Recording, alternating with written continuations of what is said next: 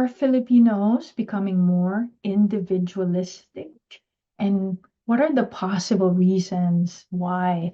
Now, I am someone who believes that we can integrate different concepts rather than polarizing ideas as either this or that. I want to believe that we all could learn from a very collectivistic culture and then from an individualistic culture. But today I'm talking more about individualistic culture when it's a little bit more into the extreme.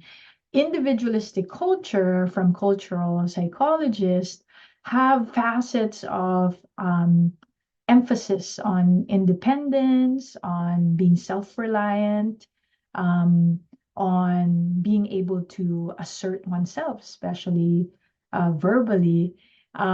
So there's nothing wrong with being individualistic or collectivistic. There are many variables in a culture, including their geographical location, why they become this way. And we'll not go over those specific details. But again, I'm talking about extreme individualistic. And when there's an extreme concept, it's always, almost always, a shadow side. So when you're extremely more individualistic, you are usually thinking about yourself, your own space. You're very space oriented. And there's nothing wrong with that, as if you're following me. Healthy boundary setting is always essential to a healthy relationship. But you get my point. I'm talking about extreme. Now, there are few researchers who have studied this. Are we actually becoming more individualistic? And I want to cite a research by Henry Santos et al., which is his barkada, his friends. And I like this study because they analyzed 51 years of data on individual practices across 78 countries. So it has a good sample representation. And they did find that we are getting more individualistic. I noticed this also with Filipino culture, and I have a few theses or points that I believe may be a factor. Number one is the use of English language. The English language is beautiful. I mean, I'm speaking it right now, but it is very different from the native language of Filipino or other dialects. I have mentioned before, even the word fat is something where the English language is very linear. So when you think about fat, if you are from America, Canada, the Western culture, what do you think about? And it's usually visual, visual. But the word fat, mataba, taba-ching-ching, is not just visual for the Filipino lexicon. It has so many other variation of meanings, and they're not always negative. So if you say taba-ching-ching, that means somebody cute and has lots of meat in them. We usually use that for younger kids. Um, Tabachoy may be used like more in a teasing way, but also not always. So my point is not that it could not be used in a condescending way, but there are many variations. And in fact, the word healthy, ang healthy naman, one would say, is not really a healthy somebody eating a healthy diet. If they say, oh, wow, healthy naman na anak mo, your child is so healthy. What they mean is you have food to feed the child, and so they are healthy. They have meat in them. So the word fat, just from the English language, can be sounds condescending. We don't hear it often when children use the word fat. In the Western world, we're like, shh, don't say that, you know. Very similar if you watch my other video about the word pangit. Actually, if you use pangit in our household, I teach my children, they are bilingual, even though they were born and raised here.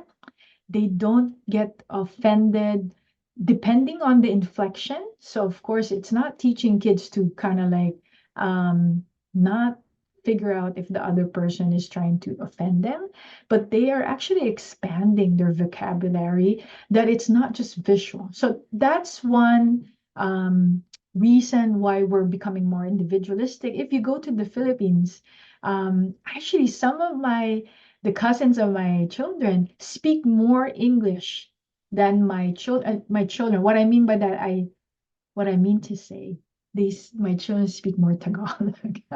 Before I confuse you, in good schools, they're constantly just using the medium of instruction, which is English, which was the case also when I was in my schooling. But with just every day, we still speak Tagalog. I'm actually even an interpreter. I could translate documents.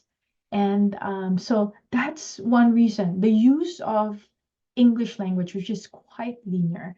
Now, the second one piggybacks on the first point, which is the rise of use of social media. So in social media, we only use text. And if Filipinos, if you converse with Filipino, we use a lot of our bodies, even the way our eyebrows move might mean something to one person or the other. And even the way we breathe, like if your mom is upset, there's a certain breathing, or like this, like, you know. So in when you use social media, the characters are very visual. I mean, that's mainly what you're using. If you're using looking at images or the words. So in many ways, our minds remember that usually the people in the Western world are the ones who have created media. They started from the invention of printing press. Before there are scribes, that's their work in ancient times, in which it takes a while to scribe a manuscript, but by the creation of the printing press, now we could share our thoughts and in a very magnified speed. So those who know how to write, those who are telling the story, they have conquered our narrative. And that's one reason in social media. Social media, except for TikTok, Instagram, Facebook, that came from America. They use characters.